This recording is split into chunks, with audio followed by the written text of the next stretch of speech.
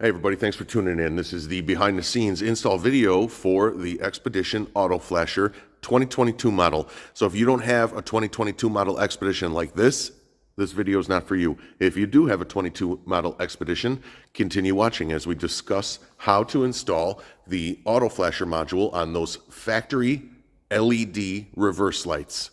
Ford finally took the clue. In 2022, they upgraded the reverse light on the Expedition to LED from the factory. Speaking of those lights, you're looking at that one right there on the left-hand side.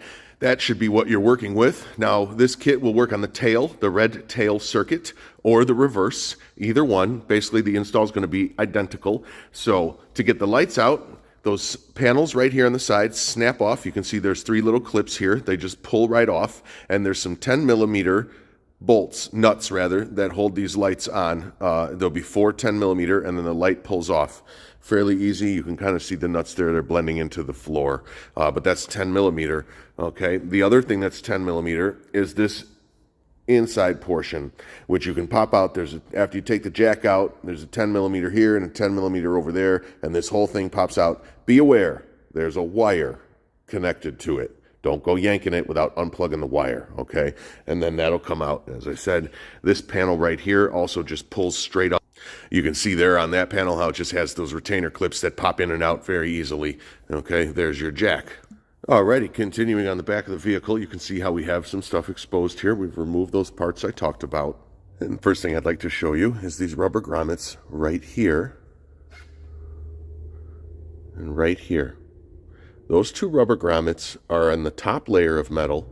In the bottom layer of metal, it's just a hole, and that will come out right underneath the vehicle on each side. This is where we're going to drop out of the vehicle and come up with our auto flasher wire. We're basically just going down and right back up. We're going to go over the frame, under the vehicle, and right up here. Now this prevents us from having to take all of this plastic out and pull this aside and try to permeate one of the factory boots there. This boot here, quite easy to just clip a small hole in it and run your wiring through. And because it's flat and on the top layer of metal, it's going to be very difficult for water to come up through that boot. So that's a great place to go from the inside to the outside of this particular truck. Right there, you can see we ran our lead right along the factory harness over here. We ran this lead along and doubled it back a little bit. And you can see here, hang on, let me straighten out the camera. Sorry about that.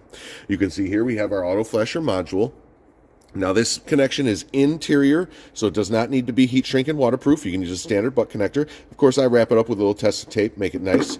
And we're going to store this auto flasher module right underneath this plastic panel here. There's plenty of room to lift this up and slide it underneath there. A lot of room right in here. You can see my whole hand basically can disappear into there.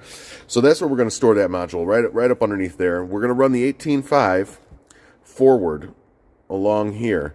Now, if you want to tuck it underneath the bottom, you can. If you want to pull this panel out a little bit, there's a 7 millimeter screw there. You can use a fish tape to get it through there, but that wire has to go forward.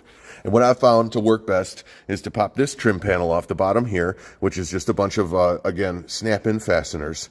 And then the wire will be coming out from right in here. Okay, a fish tape is definitely useful, but we're going to be going from there to the back. And again, this is on your skill to sneak it behind the panel without trying to take the whole panel all the way off. If you want to take the panel all the way off, you can, but it's a lot of extra work that you really don't need to do. By the way, my favorite fish tapes are actually made from 48-inch HVAC zip ties. The long, straight, thick zip ties sold in the HVAC departments, usually of home hardware stores or an HVAC store. You want to get them non-coiled, but that's a nice flexible plastic zip tie. You can see I've taped 2 of them together. I use those quite a bit, and I like them. If you have another idea, more power, that's just fine. Alrighty, so here at the actual taillight plug, I'm going to do this right on film just to show you how easy it is to do our wire swap method. Now, I have a hat pin here, but a paper clip works just fine. Okay, all you need is something solid and round. Even a small paper clip will work just fine in this instance too. Or what I've done is I take some of these hat pins that you can get at a sewing store and I just cut the end of them off. In this plug, we're looking for the green and brown wire. And I'm also going to provide you with the sheet that shows you all the pinouts. So you can see right here, we are looking for the control mod reverse, left, or common, green and brown, in pin slot number 4. Okay, and it's the same on both sides. I'm going to provide both of these documents as well, but you can see here, this is the left-hand assembly and the right-hand assembly, and both pin 4s are our control mod reverse. That is what we're after. So let me try and do this right on film to show you just how easy it is. The very first thing we're going to do, I guess, would be zoom in for you. All right, we're going to take a small screwdriver like this. We're going to insert it right here, and what we're looking for is that slight pop up, not all the way out, just up. We don't need to pull this retainer all the way out. If you do, don't freak out. It's not that big a deal. But we just want to pop it up like that little bit, and that unlocks the retainer. Then what we want to do is find that wire we're working with, which is right here. Correlate this over to the front, which would be right here. And we want to insert right here into there like that, okay? Now, when we insert it, we're going to hear a slight click and a small tactical feel as it releases the retainer. When that pops in, you might have to wiggle it around just a little bit, but you can get it to release the retainer.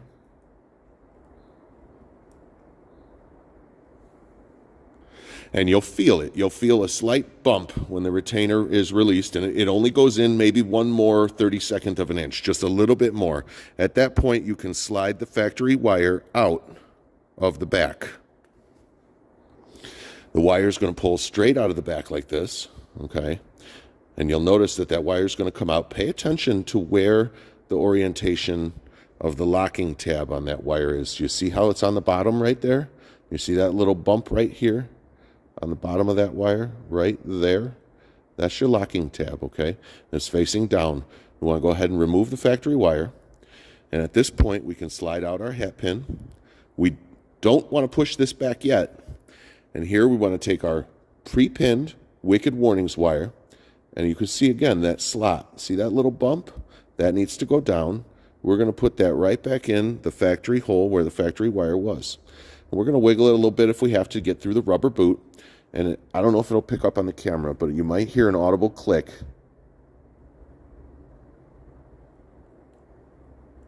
It's almost here.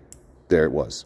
The audible click and the failure to pull back out is your clue that it's locked in. You don't need to go any further than that. And at that point, you can go ahead and snap that back in. Now this is right back to the way the factory had made it. It's waterproof. It's ready to go. Okay, so that's step 1. Now, the other step to this is to take the remaining wire from our Wickeds kit, which is, in fact, the matching wire pin to go with the factory wire. Okay, we'll slide the included heat shrink over this wire all the way. Okay, and when we mate these, we want to mate them correctly so they line up right.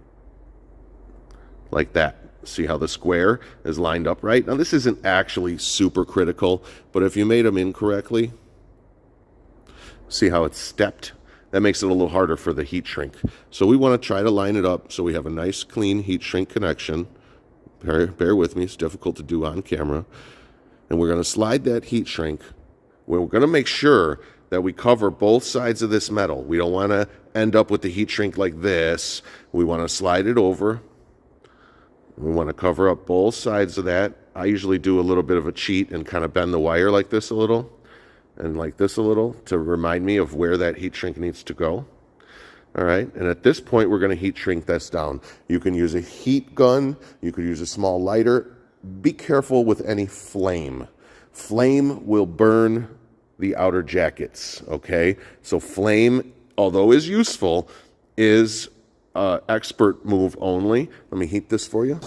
I'm going to go ahead and use a little bit of flame, but as you can see, I keep it moving. It's very, very, very, very far away from the wire. I don't keep it near it, and you must move it and keep it moving at all times or you will burn that wire. A heat gun is safer, but as you continue to work and get better and better at this, you can kind of lick it with the flame edge and not have any issue, okay? Now you want to heat this until you kind of see the glue squeezing out the ends of the heat shrink.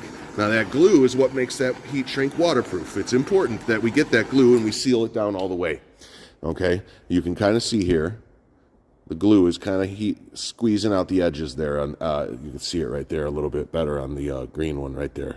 There we go. See that glue, that clear glue? That's what we're after. We are not after heating this all the way up to burning off the insulation or burning the heat shrink or anything like that. We definitely don't need that much heat. All right, and at this point, we want to let this cool thoroughly before we do anything else with it. Okay. If you go after this too fast, you'll end up pulling the connector apart or anything like that. So basically, this allows us to later slice this off and put this wire right back in that connector if we want. We can remove the heat shrink, clean it up a little, and remove our kit and put it right back in the connector. Now, we are going to make a plug-and-play adapter for this if you don't want to do this. However, plug-and-play adapters will add cost. So, as you can see, I don't think it's very necessary. This is what we stock, in stock. Plug-and-play adapters will all be made as needed. And once it's dried and cooled, we're going to go ahead and we're going to fold it like this. We're going to take it to about the tip here, and we're going to double it back, okay, keeping that heat shrink nice and flat. And we're going to do the same with the factory wire. We're going to go down a little bit and double back, okay? And we're going to tidy up all this wire just like this. And when this is all tidy, we're going to wrap a little Tessa tape around there. We're going to plug a tail light right back in. That's how this side is done. Let me take it to the other. Now over here, we have the exact same scenario. I've added a little bit of split loom on my wire. That's optional. If you'd like to add it, no problem. It's safe insurance. But you can see here, our wires are pre-terminated with the proper pin. We do that work for you at Wicked Warnings.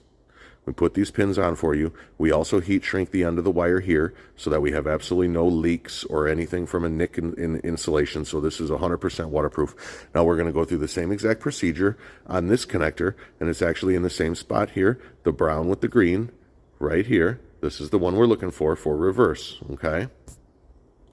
Now, if we look at the attached documents that I'm going to provide, you can see right here that pin number 2, blue and gray, is your control mod parking light.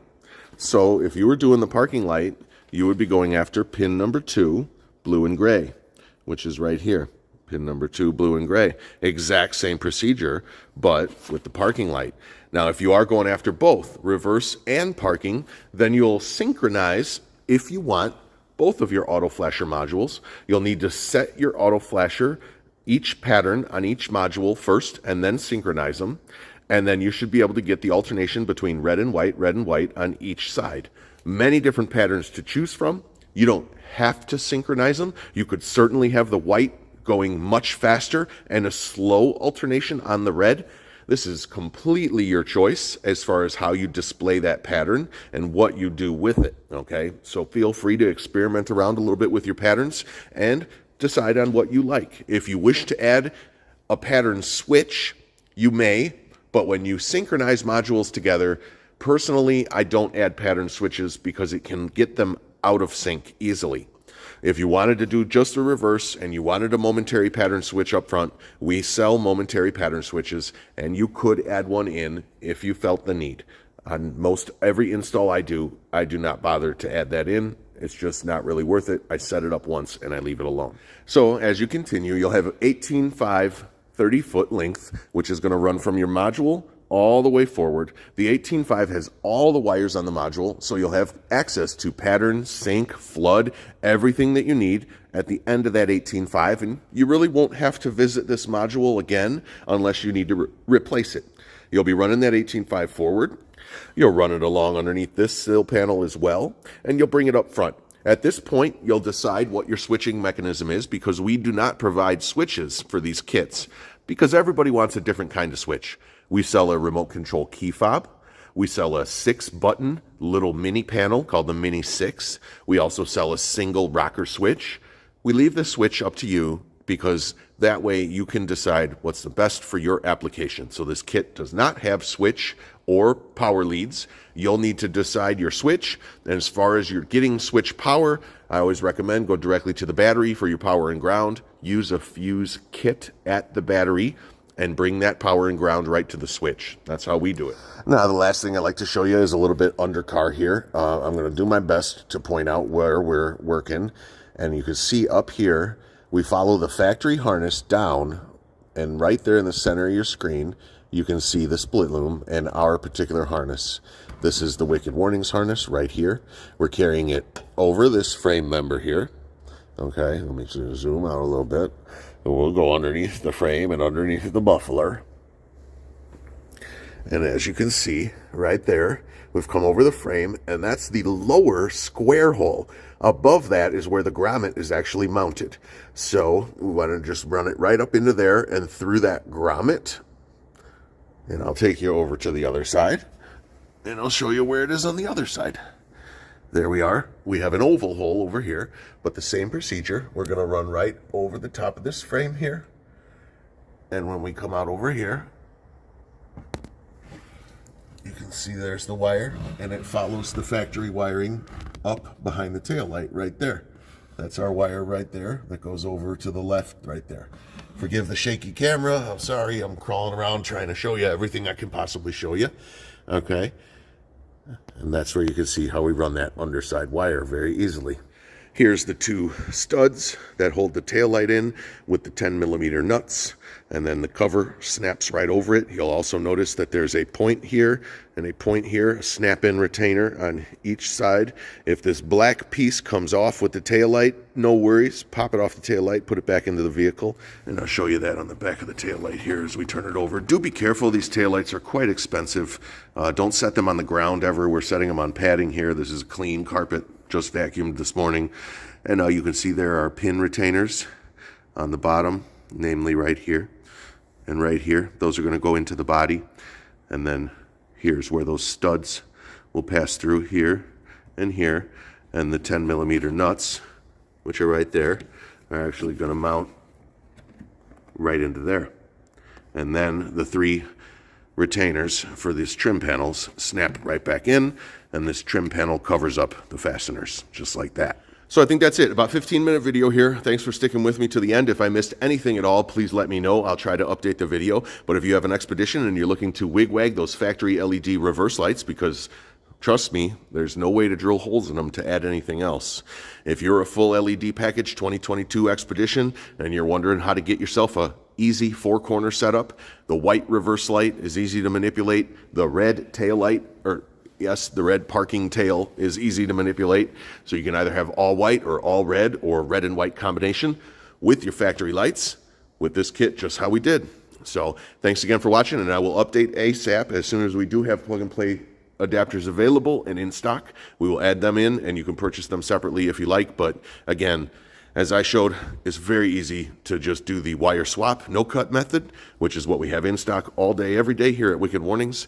And I hope that helps you guys. Thanks for watching. Alrighty, so once you're all done, as you can see, this is what you're going to end up with, your LED reverse lights. You're going to be wig-wagging. You get a choice of all the different patterns, no problem. This is using our Wicked Warnings Auto Flasher kit. This is not cutting any wires. So thanks again for watching.